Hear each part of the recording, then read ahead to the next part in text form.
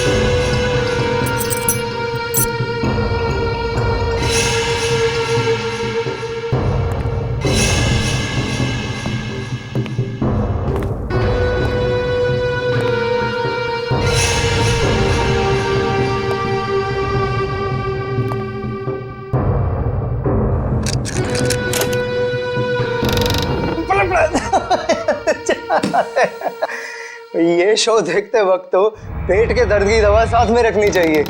हंसते हंसते पेट दर्द हो गया।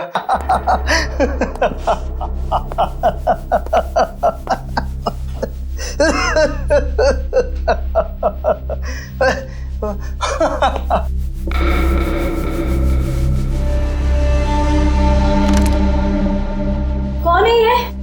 प्रमोद, कौन है ये? बहुत खुशकिस्मत हो तुम। मौत से कुछ पल पहले इतनी हंसी और इतनी खुशी हर किसी को नसीब नहीं होती। कौन हो तुम? अंदर कैसे आए? मौत को अंदर आने के लिए किसी न्योते की जरूरत नहीं पड़ती है।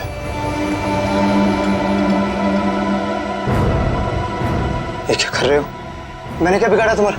तो रुक जरा, पुलिस को। Happy birthday Tarika. Thank you Shreya, thank you. Many happy returns of the day. Thank you Siddharth, बहुत खूबसूरत फूल है। श्रेया की चॉइस है। हाँ वो तो है, श्रेया की चॉइस तो कभी गलत हो ही नहीं सकती। हाय सिद्धार्थ। हेलो। हाय श्रेया। हाय पूर्वी। काफी देर कर दी आने में। थोड़ा ट्रैफिक मिल गया रास्ते में। अरे फ्रेडी सर, ये गपागप खा रहे हो? आप तो बोल रहे थे डाइटिंग कर रहे हो। डाइटिंग ही तो कर रहा हूँ। इसके पहले तो मैं 5-5 प्लेटें एक साथ खा जाता था। क्या बात कर रहे हो? हमारे प्लान पे तो पानी फिर गया अभिजीत। अरे ऐसे कैसे? कुछ ना कुछ तो करूंगा मैं। कैसे? हृदय, उस कमरे में तुम्हारा कोई वेट कर रहा है। मेरा वेट कर रहा है? हाँ। कौन? तुम जाओ तो सही। अरे जाओ।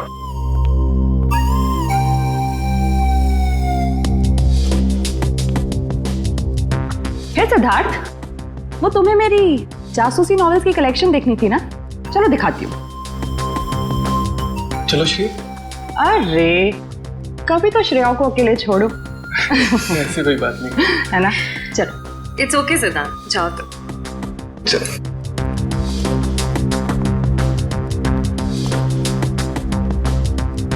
अरे श्रेया, तुम यहाँ वहाँ कमरे में कोई तुम्हारा वेट कर रहा है। कौन? अरे जाओ देखो तो सही। अरे सर,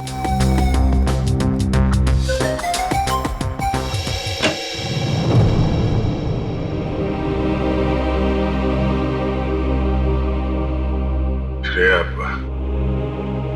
अच्छा किया तुम सिद्धार्थ को अपने साथ यहाँ ले आई। I am very sorry. उस दिन मैंने आपके साथ बहुत बुरा बिहेव किया था।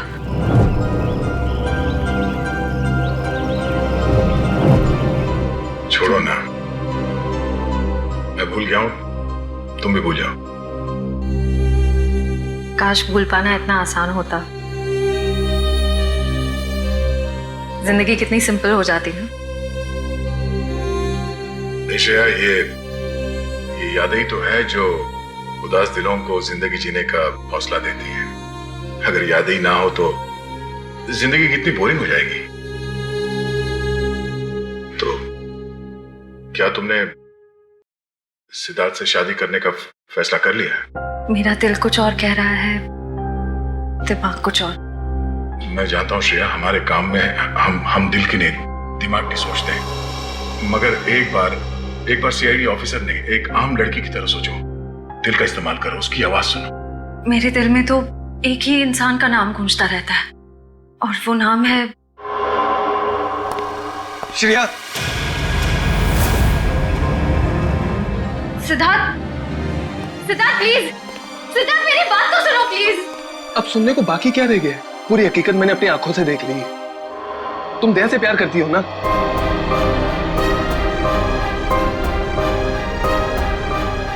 सिद्धार्थ, मैं इस बारे में तुमसे बात करने वाली थी। की क्यों नहीं? सिद्धार्थ, काम इतना होता है, मौका ही नहीं मिला मुझे। मौका नहीं मिला? I just can't believe I heard that. Siddharth please मेरी बात तो सुनो। ये इतना आसान नहीं होंगे। अपने आपको मेरी जगह रखकर तो सोचो, फिर पता चलेगा मैं किस अग्नि परीक्षा से गुजर रही हूँ।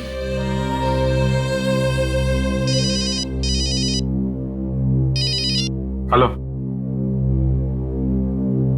कौन? सर, दोनों पति पत्नी थे, प्रमोद और शांति। सर, हमने कभी सपने में भी नहीं सोचा था कि हमारे होटल में ऐसा कुछ होगा। एक मिनट, आप बाहर खड़े रहिए।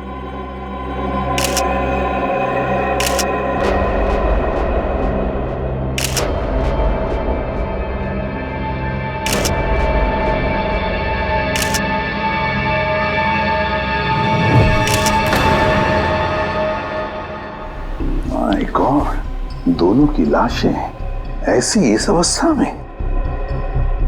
सर, इतने सारे केस सॉल्व किए, लेकिन इस तरह का केस कभी नहीं देखा। सर, लगता है ये दोनों खूनी से विनती कर रहे थे कि वो इन्हें छोड़ दे, मगर खूनी ने जरा भी दया नहीं दिखाई। नहीं फ्रेडी, लगता है खूनी ने पहले इन दोनों को मारा और फिर यहाँ लाकर बिठा दिया, हाथ पैर बांध दिए। जिस तरह से इन दोनों को बिठाया कुर्सी में, लगता है खूनी हमसे कुछ कहना चाहता है। ये देखो, कम से कम 6-7 वार तो किए इस बेचारी पर। ऐसे इतनी बेरहमी से मारा है जैसे ये खूनी कोई सिर फिरा हो या फिर बदले की आग में ये सब किया है उसने।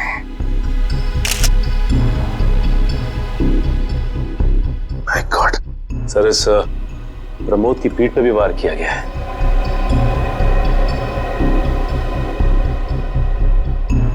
क्या हुआ? सर, इसकी सांसें चल रही है, जिंदा ही। प्रमोद जिंदा है? तुम्हें जल्दी से इसे हॉस्पिटल ले जाओ, इसका जिंदा रहना बहुत जरूरी है। संभाल के, चल। आजा।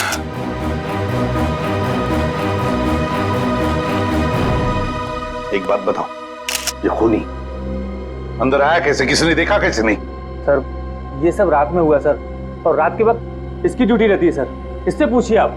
कैसे हुआ ये सब? सर, कुछ देर के लिए मेरी आंख लग गई थी रिसेप्शन डेस्क के ऊपर। तुम्हें शर्म नहीं आती ये कहते हुए कि तुम्हारी आंख लगी थी ड्यूटी पर? Sorry sir. एक बात बताओ, ये दोनों प्रमोद और शांति कब से रह रहे तुम्हारे होटल में? सर, पिछले 6 दिनों से रह रहे थे, और आगे भी 1 महीने रहने का प्लान था सर। क्यों, कुछ बताया इन्होंने? सर, प्रमोद जी की नई नौकरी लगी थी, नासिक से इस शहर में नए आए थे, उन्हें अपना घर नहीं मिला, इसीलिए होटल में रह रहे थे सर। ठीक है, जाओ। पंच, प्रमोद और शांति, इन दोनों की पूरी जानकारी चाहिए मुझे।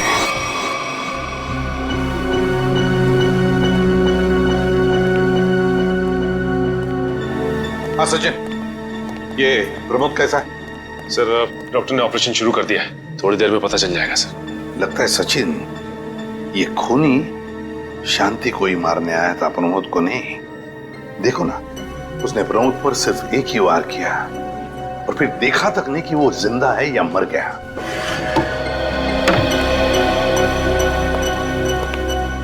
डॉक्टर साहब, कैसा है प्रमोद? हमने प्रमोद को बचा तो लिया है, मगर मगर क्या? वो कोमा में चले गए हैं। कोमा में? लेकिन डॉक्टर साहब, प्रमोद को होश तो आ जाएगा ना? हम तो अपनी तरफ से पूरी कोशिश करेंगे, मगर कुछ कहा नहीं जा सकता। Thank you. कुछ भी हो, प्रमोद होश में आना ही चाहिए। खूनी को सिर्फ प्रमोद ने ही देखा है।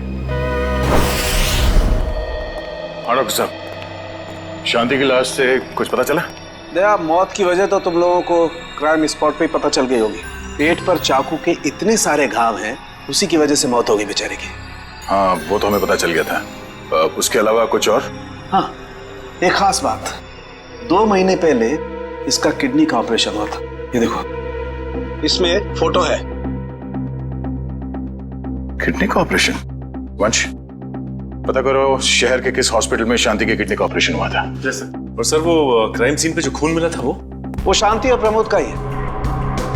खूनी ने खून करने से पहले एक एक कदम फूंक फूंक कर रखा है। हाँ, काफी प्लानिंग की है खूनी ने इस जुर्म को अंजाम देने के लिए। उसे पता था कि ये प्रमोद ऑफिस से कितने बजे वापस आता है, और वो होटल के कमरे में पहुंच गया जब दोनों मौजूद थे। पर सर, अगर उसका मकसद शांति को ही मारना था तो वो तो प्रमोद के आने से पहले ही जुर्म को अंजाम देकर वहां से फरार हो सकता था। हाँ, ये बात तो है। मुझे लगता है खूनी ने प्रमोद के ऊपर सिर्फ एक ही बार वार किया, और वो इसलिए क्योंकि वो चाहता था कि वो कोमा में पहुंच जाए और जिंदा लाश बन जाए। सर, लगता है ये खूनी कोई एक्सपर्ट है जो अच्छी तरह से जानता था कि वार कहाँ पे करना है। सर, वो एक्सपर्ट नहीं, मुझे तो सरफिरा लगता है। वरना मारने के बाद इन्हें प्रार्थना की पोजीशन में क्यों बैठा था? कोई तो गहरा कारण है सबके पीछे जो इस खूनी के अतीत से जुड़ा हुआ है। क्या प्रमोद की बीवी का खून हो गया और प्रमोद कोमा में है? जी हाँ। खैर, अब ये बताइए कि पिछले कुछ दिनों से प्रमोद का स्वभाव कैसा था? क्या वो डरा डरा रहता था या कुछ और अजीब बात? नहीं, ऐसा तो कुछ नहीं था। पर हाँ सर, मैंने उनको काम में बहुत सारी गलतियां करते देखा। साफ साफ बताइए, प्रमोद किस तरह की गलतियां कर रहा था? बेसिक अकाउंटिंग की गलतियां। मुझे तो हैरानी हो रही थी कि इतने काबिल और इतने क्वालिफाइड इंसान ऐसे बच्चों वाली गलतियां कैसे कर सकता है कोई। वो तो अच्छा हुआ कि मैंने उनकी गलती देख ली, वरना पूरी अकाउंट शीट खराब हो जाती। सर, मुझे तो लगता है उन्हें काम आता ही नहीं था। ऐसा कैसे हो सकता है? वो जिस कंपनी से आए थे वो तो बहुत बड़ी कंपनी थी, और कोई भी बड़ी कंपनी किसी ऐसे आदमी को अपने यहाँ नौकरी पर क्यों रखेगी जिसे उसका काम ही नहीं आता हो? अब तो इस प्रमोद की सारी कुंडली निकालनी पड़ेगी। ये पति पत्नी प्रमोद और शांति एक नंबर के धोखेबाज थे। इनके सारे सर्टिफिकेट्स और डॉक्यूमेंट्स नकली हैं। स्कूल और कॉलेज हर जगह के। ऐसी क्या वजह हो सकती है जिस वजह से 420 करके ये उस फाइनेंस कंपनी में काम कर रहा था?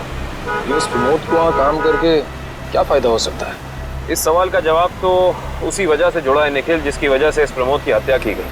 पर वजह जो भी हो, उस वजह का पता तो CID निकाल ही लेगी। लेकिन सर, हो सकता है इन दोनों का नाम भी नकली हो सकता है। ऐसा भी हो सकता है कि ये दोनों असली प्रमोद और शांति हो ही ना, बल्कि कोई बहरूपिये हों जिन्होंने उन दोनों की जगह ले ली हो सकता है। एक सेकंड। हेलो, हाँ बोल रहा हूँ। हाँ, कौन सा hospital? Okay, thank you so much. क्या हुआ निखिल? हमारा अंदाजा सही निकला। 2 महीने पहले पुणे की मोती हॉस्पिटल में इस प्रमोद की पत्नी का एक ऑपरेशन हुआ था। वहाँ प्रमोद की पत्नी का नाम शांति नहीं बल्कि विनीता लिखा हुआ है। विनीता? मोती हॉस्पिटल, पुणे।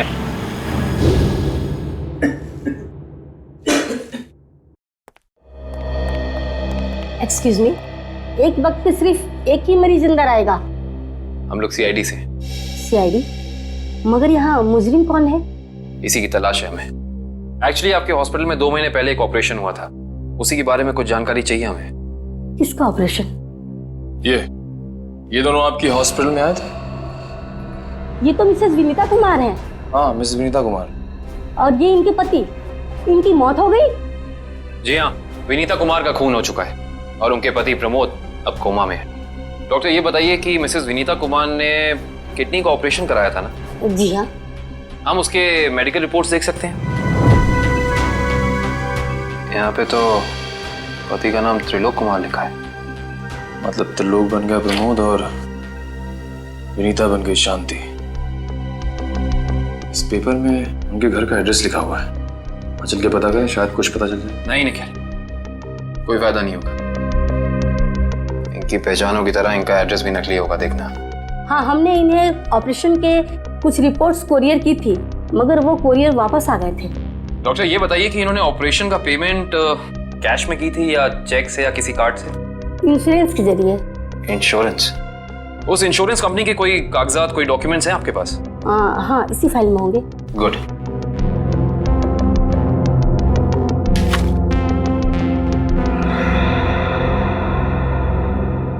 बिज हेल्थ इंश्योरेंस। अंकित, सभी अकाउंट्स और सभी खाते अच्छी तरह से बंद हो जाने चाहिए। कल शाम 5 बजे तक ऑडिटर आ जाएगा। हो जाएगा सर। कभी सपने में भी नहीं सोचा था कि हमारी कंपनी का अंत इतना बुरा होगा। ये किस अंत की बात कर रहे हैं आप लोग? जरा विस्तार से समझाइए। अगर आप अपने पैसे वापस लेने आए हैं तो भूल जाइए, क्योंकि जब तक अदालत अपना फैसला नहीं सुना देती तब तक हम किसी के रुपए वापस नहीं कर पाएंगे। पैसे वापस लेने नहीं, इंसाफ करने आए हैं हम लोग। सीआईडी से हैं। ओह, तो हमारी शिकायत सीआईडी वालों तक भी पहुंच गई है। शिकायत? ऐसा क्या कर दिया आपकी इस कंपनी ने? हमारी कंपनी ने नहीं, उस त्रिलोक ने आसमान की तरफ प्रगति करती हुई हमारी कंपनी के नाम को रातों रात मिट्टी में मिला दिया और हमें दिवालिया कर दिया उसने। त्रिलोक? एक सेकंड, आप इस त्रिलोक की बात तो नहीं कर रहे हैं? हाँ, यही तो है वो। पर इसे क्या हुआ? किसी ने इसकी जान लेने की कोशिश की है। फिलहाल ये कोमा में। ये तो होना ही था, इतने लोगों को जो धोखा दिया इसने। किस धोखे की बात कर रहे हैं? हमारी कंपनी के क्लाइंट्स को झूठे सपने दिखाकर कहा कि सबके पैसे एक ही महीने में 2 गुना कर दूंगा, पर सबके पैसे बटोरकर 9 तो 11 हो गया वो। और क्लाइंट हमारी कंपनी से पैसे वापस मांग रहे हैं। बैंकक्रप्ट हो गया। इतने सालों से कंपनी की बनी बनाई इज्जत मिट्टी में मिल गई। खोए हुए पैसे और खोई हुई इज्जत तो फिर से कमाई जा सकती है, पर खोई हुई जान तो वापस नहीं आ सकती ना। क्या त्रिलोक ने किसी की जान भी ली है? हाँ, हमारी कंपनी के सीईओ अनुज जी, जो कि सदमे को बर्दाश्त नहीं कर पाए और दिल का दौरा पड़ने से उनकी मौत हो गई। कहीं ये सारा हमला अनुज जी का कोई करीबी तो नहीं कर रहा है? अनुज जी की मौत का बदला लेने के लिए? हो सकता है। अनुज जी के परिवार में कौन कौन है? उनकी पत्नी सुधा, जो कि अभी सदमे में है, और उनका बेटा विक्की। विक्की? इस विक्की का फोन नंबर दीजिए जरा। विक्की के फोन का सिग्नल यहीं आसपास बता रहा है, मूविंग है। अच्छा, अभी भी मागाधीर रोड की तरफ मुड़ा है। मागाधीर?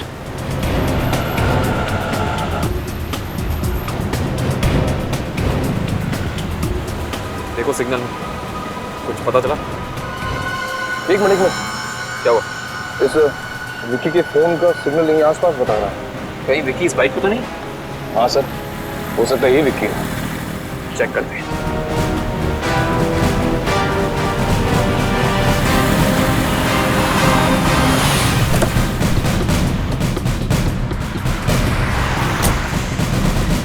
सुनो भाई साहब, तुम ही विक्की हो? हाँ, और ये क्या बदतमीजी है? तुम लोग मेरा नाम कैसे जानते हो? तुम्हारा नाम और तुम्हारे सारे कारनामों के बारे में जानते हैं हम। सीआईडी। सीआईडी? इस शहर में क्या कर रहा है? हाँ? कुछ काम था, और तुम लोग मेरा पीछा क्यों कर रहे हो? बकवास बंद कर। दो खून करके भाग रहा हो, कह रहा है सीआईडी पीछा क्यों कर रही है? मैंने कोई खून नहीं किया है। अच्छा, त्रिलोक और विनीता का खून नहीं किया तुमने? What? त्रिलोक और विनीता मर चुके? ड्रामा बनकर अपना पूरा इतिहास है तेरा हमारे पास। उन दोनों ने तुमसे तुम्हारे पिता को छीना, उसका बदला लेने के लिए तुम यहाँ आए हो उनके पीछे। हाँ, मैं बदला लेने जरूर आया था, पर मैंने उनका खून नहीं किया। देख, सच बोल दे, समझा? नहीं, अपनी शक्ल नहीं पहचान पाएगा। मैं सच कह रहा हूँ। मैंने किसी तरह उनके बारे में पता किया। मैं उनके होटल भी गया था, मगर जैसे मैं उनके कमरे की तरफ जा रहा था, मैंने उनके कमरे में एक आदमी को जाते हुए देखा। कौन सा आदमी था वो? उसके चेहरे को ठीक से देख नहीं पाया मैं। तुम्हें जो भी याद है, जितना भी याद है, साफ साफ बताओ। कद लगभग 6 फीट, ओवरकोट पहना हुआ था उसने, और उसके बाल लंबे थे, यहाँ तक। हाँ, और उसने एलिगेटर शूज पहने हुए थे। Alligator shoes? हेलो, एक और खून?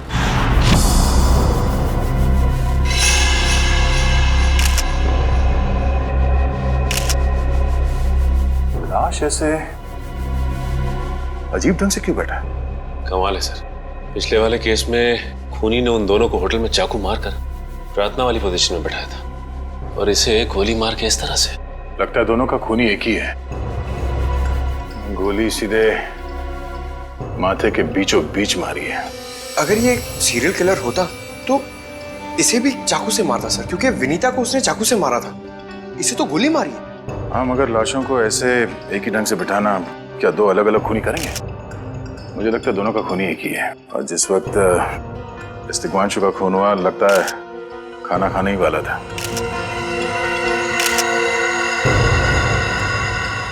तो यहाँ पे दूसरी प्लेट भी पड़ी है। कहीं ऐसा तो नहीं कि ये तिग्मांशु की बीवी के लिए थी? मैम साहब तो एक हफ्ते के लिए गाँव गई हुई है, एक हफ्ते के बाद लौटेगी। तो क्या घर में कोई और आदमी था जिसके लिए तिग्मांशु ने एक और प्लेट में खाना डाला? नहीं साहब। अच्छा, जब तुम घर वापस आए उस वक्त ये दरवाजा खुला था या बंद था? नहीं साहब, बंद था। तो फिर तुम घर के अंदर कैसे आए? साहब ने एक चाबी मेरे पास भी दे रखी है। तो जो कोई भी था, ऐसा लगता है कि तिग्मांशु उस आदमी को जानता था। एक काम करो सचिन, पंकज, घर की अच्छी तरह से तलाशी लो, देखो कुछ मिलता है क्या।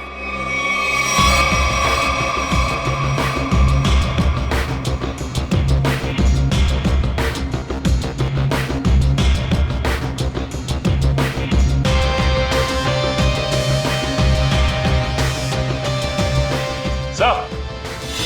हाँ सचिन। हाँ सचिन। ये देखिए सर, यहाँ से शीशा निकाला गया है, चिटकनी खोली गई है और यहाँ से बाहर जाने का रास्ता भी है।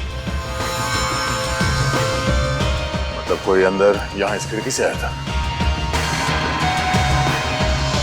सर, लेकिन इस घर में तो सेफ्टी अलार्म भी है सर। अगर यहाँ से कोई अंदर आया है तो सेफ्टी अलार्म बजना चाहिए था और सिक्योरिटी गार्ड को भी अंदर आना चाहिए था। अब इसका जवाब तो सिक्योरिटी गार्ड ही देगा।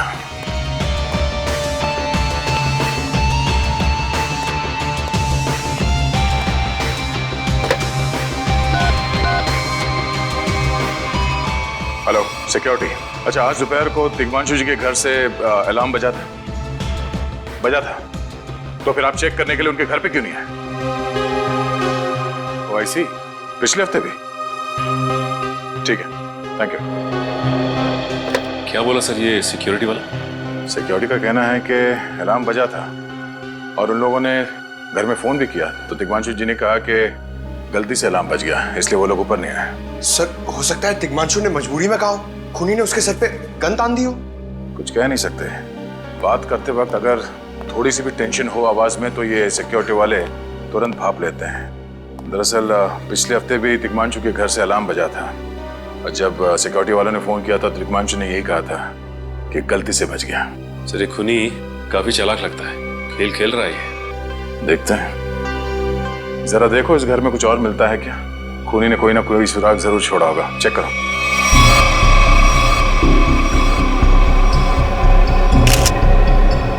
सर एक मिनट सर।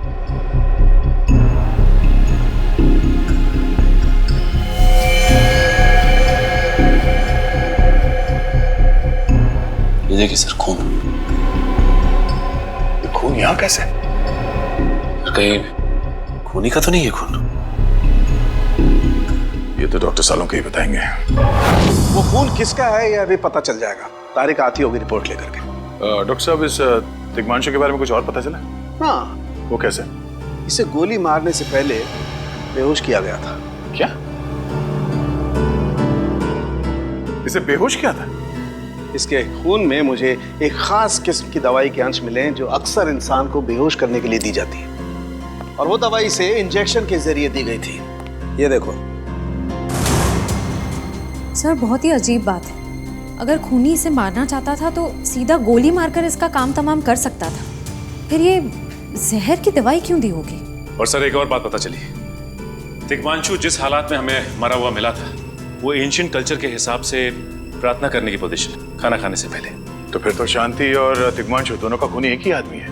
एक खूनी के लिए ये हत्याएं जुर्म नहीं, एक जश्न है। इसलिए उसने टेबल पे ये प्लेटें सजाई, उसमें खाना रखा, एक अपने लिए और एक तिग्मांशु के लिए। और सर, तिग्मांशु को प्रार्थना की पोजीशन में बैठा के उसने गोली मार दी। सर, मैंने कहा था ना, ये खूनी एकदम सरफिरा है सर। हाँ सर, लगता है ये खूनी अपने आप को बहुत शक्तिशाली महसूस करता है। जिस वक्त इन सब की गर्दनें झुकी होती हैं उसके सामने, उसे आनंद आता है। नहीं सचिन, खूनी का मकसद लोगों को अपने सामने झुकाना नहीं, बल्कि अपने लिए प्रार्थना करवाना था। क्या मतलब? ये रही उस खून की रिपोर्ट। ये खून ना ही तिग्मांशु का है और ना ही उसके घर वालों का। ये खून उस खूनी का ही है। खूनी का? मगर वहां तो हाथापाई के कोई निशान नहीं मिले और उस जगह को देख के ऐसे लगा भी नहीं कि तिग्मांशु ने सेल्फ डिफेंस में खूनी के ऊपर हमला किया होगा। वो इसलिए दया क्योंकि ये खून खूनी ने अपने मुंह से थूका था। हमें इसके खून में से इसके सलाइवा के कुछ अंश भी मिले। उसकी तबीयत खराब है क्या? हाँ, वो बीमार है। उसके खून में एथिमोलाइसिन नाम की दवाई का अंश मिले और उसका कीमोथेरेपी हुआ था। इसका मतलब उसे कैंसर है, ब्रेन का कैंसर, लास्ट स्टेज का ब्रेन कैंसर। इसीलिए वो लोगों से अपने लिए प्रार्थना करवा रहा है ताकि उसकी बीमारी ठीक हो जाए। हमारे क्रिमिनल डेटाबेस में चेक करो, पता करो ये कोई पुराना पापी तो नहीं है। नहीं सर, उस खूनी का हमारे क्रिमिनल डेटाबेस में कोई रिकॉर्ड नहीं है। कोई इतिहास नहीं है? नहीं सर। सर तिग्मांशु की पूरी कुंडली निकाल के लाओ सर। प्रमोद की तरह इसकी पहचान भी नकली है। व्हाट? हाँ सर, ये देखिए, उसका असली नाम राकेश है और जिस तरह प्रमोद को 420 की आदत थी, ठीक उसी तरह राकेश भी भोली भाली लड़कियों को फंसाता था शादी के झांसे में। कई लड़कियों ने आत्महत्या की है इस तिग्मांशु और राकेश के चक्कर में। हाँ सर, शादी के बाद उनके पैसे लेके ये गायब हो जाता। सर इसका मतलब खूनी ने 2 ऐसे लोगों को मारा जो पहले से मुजरिम थे। शायद उसने सोचा होगा कि मरने से पहले कुछ अच्छे कर्म कर लूं। नहीं श्रेया, जरूर कोई रिश्ता रहा होगा उसका इन दोनों अपराधियों के साथ। पता करो इन दोनों अपराधियों का केस किस पुलिस स्टेशन में फाइल किया गया था? सर, ब्रेन कैंसर के जितने भी पेशेंट्स हैं शहर में, उन सबकी लिस्ट मिल गई है सर। कुल मिला के ऐसे 50 पेशेंट्स हैं, जिसमें से 10 पेशेंट्स ऐसे हैं जो कैंसर की लास्ट स्टेज पे हैं। उनमें से 4 औरतें हैं, बचे 6। हाँ सर, और इन 6 में से 4 ऐसे हैं जो 70 साल से ऊपर के बुजुर्ग हैं। अब बचे 2, ये उदय और भानु। तुम इन दोनों से मिले? हाँ सर, ये उदय 6 महीने से हॉस्पिटल में है। और भानु? भानु सर 1 महीने से हैदराबाद में। ये कैसे हो सकता है सचिन? अगर वो मुजरिम इसी शहर में है तो कहीं ना उसका इलाज चल रहा होगा ना कहीं से वो दवाई खरीदता होगा। मांझी सर, इस शहर में जितने भी केमिस्ट है जहाँ पे ब्रेन कैंसर की दवाइयाँ बेची जाती है, उन सब की लिस्ट चाहिए मुझे। सब पता चल गया। त्रिलोक और राकेश दोनों के खिलाफ एक ही थाने में केसेस दर्ज किए गए थे, जगतपुरी थाने। इस केस का पूरा इतिहास जगतपुरी थाने से ही पता चलेगा। Excuse me. यस। आपकी दुकान पे ब्रेन कैंसर की दवाइयाँ बेची जाती हैं? जी हाँ, हमारी दुकान उन चुनिंदा दुकानों में से है जहाँ ये दवाई आपको मिलेगी। वैसे ये दवाइयाँ बहुत कम लोग खरीदते होंगे नहीं? जी, बहुत महंगी है एक्चुअली। अच्छा, जो लोग ये दवाइयाँ खरीदते हैं उनकी लिस्ट मिल सकती है हमें?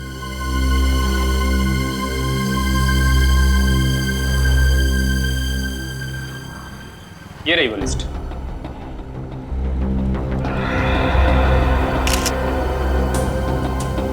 तपन, उदय और नितिन, ये तीनों लोग तो उस मरीज की लिस्ट में थे। अच्छा, आपको पूरा यकीन है कि इनके अलावा और कोई नहीं आता ये दवाई लेने के लिए? जी नहीं, लेकिन हो सकता है कोई गैर कानूनी तरीके से ये दवाई खरीद रहा हो। ये दवाइयाँ काफ़ी महंगी है ना, आम आदमी इसका खर्चा नहीं उठा सकता। अच्छा, आप किसी ऐसे आदमी को जानते हैं जो ये गैर कानूनी काम करता है? एक आदमी है, आंद्रे नाम है उसका।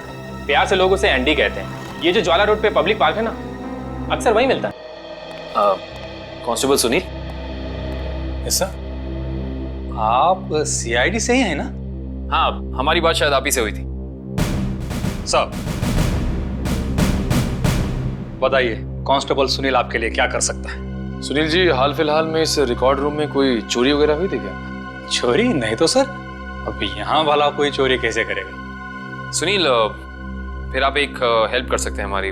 हमें 2 मुजरिमों की फाइल चाहिए। एक का नाम है त्रिलोक कुमार और दूसरे का राकेश भिवेन।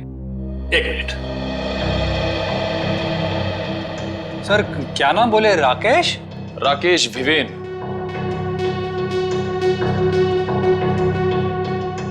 कमाल है, इसकी फाइल तो है नहीं यहाँ। अच्छा, वो दूसरा नाम क्या बोले? त्रिलोक? त्रिलोक कुमार। इसकी भी नहीं है? दोनों की फाइल्स नहीं। हाँ सर, लेकिन यहाँ पर चोरी की तो कोई घटना नहीं घटी। पता नहीं फाइलें गायब कैसे हो गई। सुनील, यहाँ याद करने की कोशिश करो, हाल ही में कोई दुर्घटना घटी थी क्या?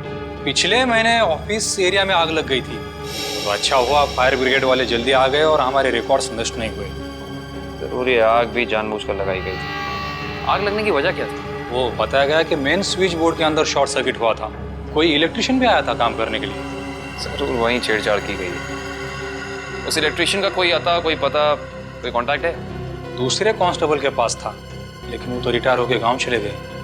हाँ, कोई बात नहीं। सुनील, एक काम करिए, आप चेक करके बताइए कि और किन किन मुजरिमों की फाइल्स यहाँ से गायब हुई हैं। Okay sir. पता तो चले आखिर अगला शिकार है कौन इस अनोखे खूनी का। ये ले पैसे।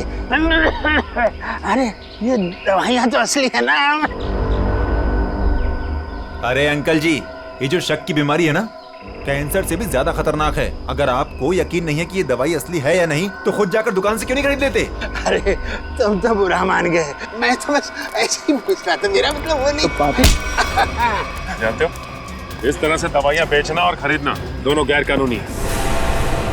बाकी तुम्हारा कोई फायदा नहीं है। मैंने सुना था कि सीआईडी बड़े बड़े केस हैंडल करता है।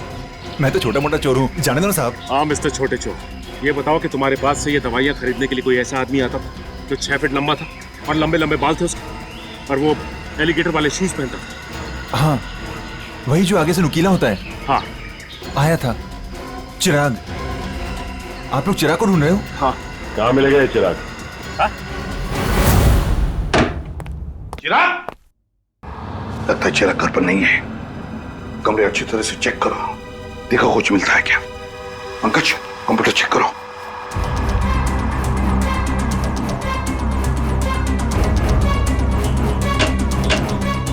सर, ये देखिए, पूरी अलमारी गन्स और चाकू से भर रखी इस चिराग ने। My God.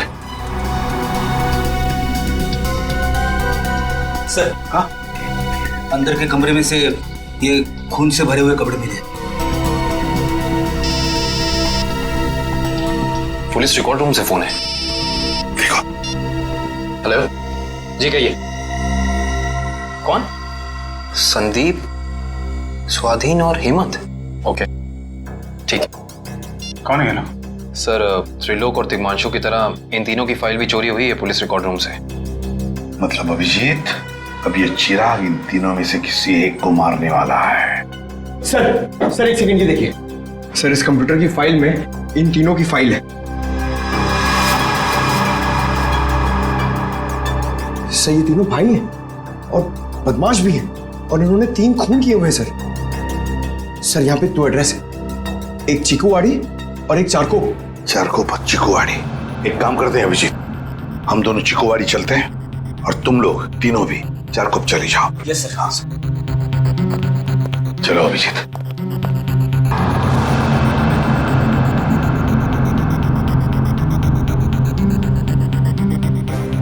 क्या हुआ सर? अभिजीत, ये पेन, ये मेरा पेन है अभिजीत। आपका पेन? यहाँ पे कैसे सर? ये पेन मैंने जग्गा को दिया था, जग्गा को। जग्गा सर? वो आपका खबरी? हाँ अभिजीत, मेरा खबरी। मगर जग्गा तो मर चुका है सर। हाँ अभिजीत, तो मर चुका है, लेकिन जिस खून में तलाशी करने में मदद की थी जग्गा ने हमारी, उस वक्त वो खून भी इसी तरह हो रहे जैसे आज हो रहे हैं। खून करने के बाद लोगों को प्रार्थना की पोजीशन में रखा जाता है। चलते हैं सर। नहीं अभिजीत, क्योंकि अभिजीत जिस तरह से वो खून किए जा रहा है, लगता है मुझे संदेशा भेज रहा है, मुझे मिलना चाहता है अकेले में।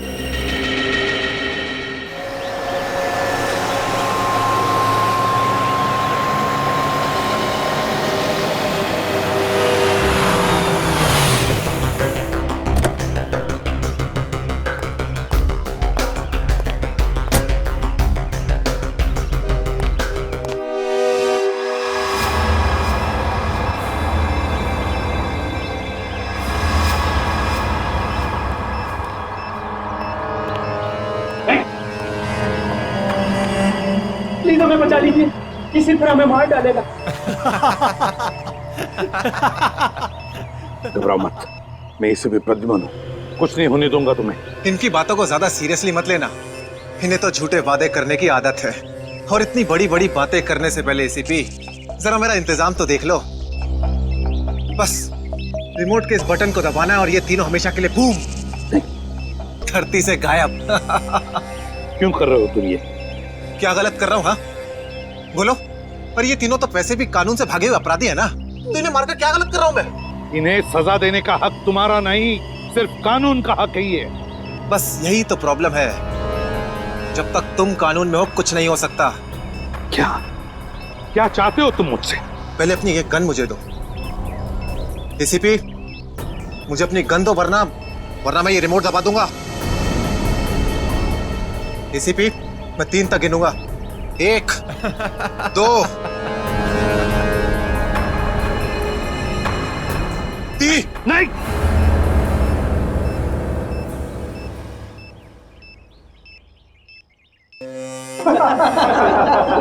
बहुत अच्छे, बहुत अच्छे। तो तुम जानना चाहते थे ना कि मैं तुमसे नफरत क्यों करता हूँ? जग्गा खबरी का नाम ध्यान है? याद है मुझे।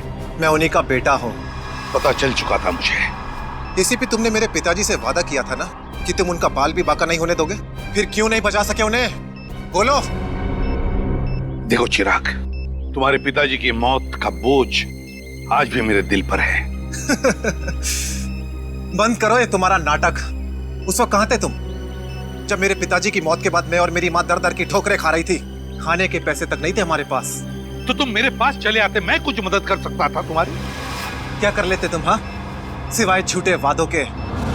तुम्हें पता है एसीपी, मुझे कैंसर है, आखिरी स्टेज।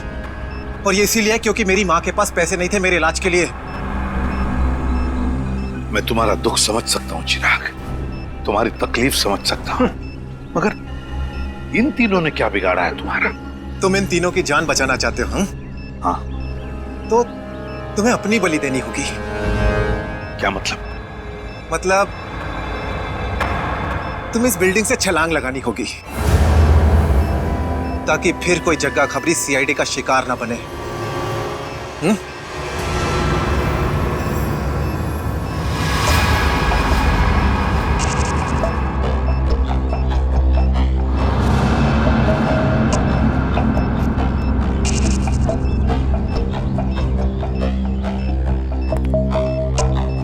ठीक है, मंजूर है।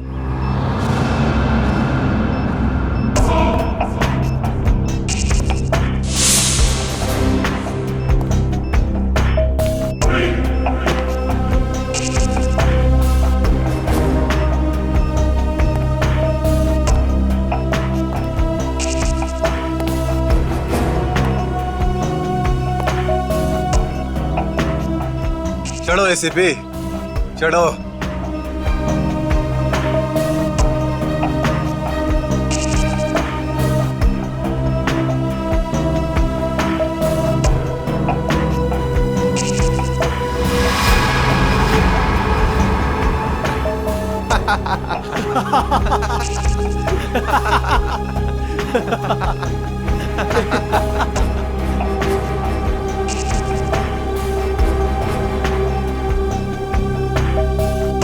ऊपर जाकर मेरे पिताजी से माफी जरूर मांग लेना।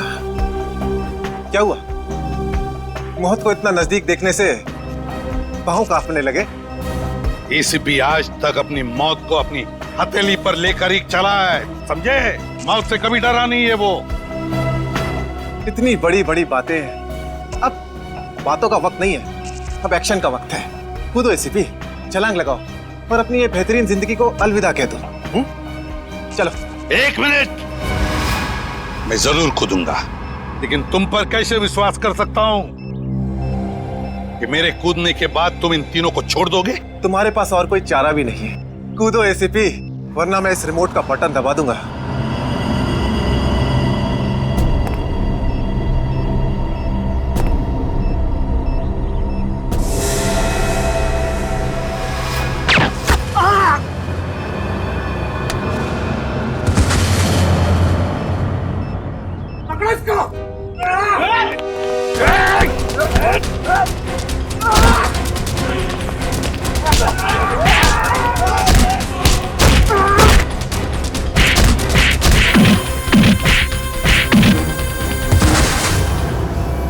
बस मिस्टर चिराग, बहुत चला लिया न्याय की अदालत। सीआईडी का काम सीआईडी को सौंप दो। रेडी? पंकज, उन तीनों के शरीर से बॉम्ब हटा दो, संभाल के। और तुम मेरे दोस्त, मेरा खबरी जग्गा के बेटे लगते ही नहीं, उस बेचारे ने तो अपनी जान कुर्बान की हमारी मदद करने में, कानून की मदद करने में।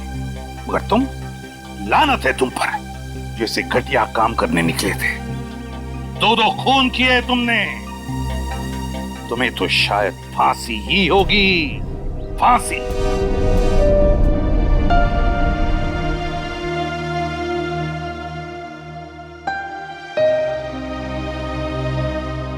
बड़े बुजुर्ग कह गए कि अगर कोई चिंता सताए तो उस चिंता को अपने कलेजे के अंदर अंगार बनने नहीं देना चाहिए। कलेजा जल जाता है। मुझे कोई चिंता नहीं सता रही है। In fact I think I am the luckiest girl in the world right now. CID में सब मेरे काम से खुश हैं। मेरे पास तुम दोनों जैसे दोस्त हैं। मेरी शादी होने वाली है। एक लड़की को और क्या चाहिए होता है? शायद प्यार। प्यार भी तो है ना मेरे पास। मम्मी पापा का प्यार, दोस्तों का प्यार और सिद्धार्थ का प्यार।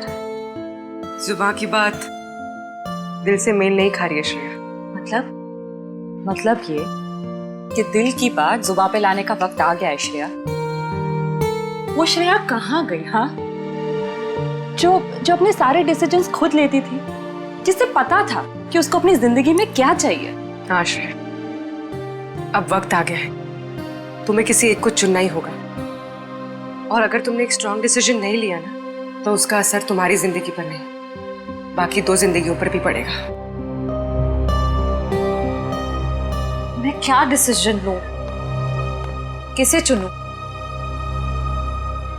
उस इंसान को जिसे मैं बहुत प्यार करती हूँ, पर उन्होंने कभी अपने प्यार का इजहार नहीं किया। या शायद वो मुझसे प्यार करते ही नहीं। या फिर उस इंसान को जो मुझसे बहुत प्यार करता है, मुझे पलकों पर बैठा कर रखता है। मगर यहाँ पे इम्पोर्टेंट सवाल ये है कि तुम किससे प्यार करती हो?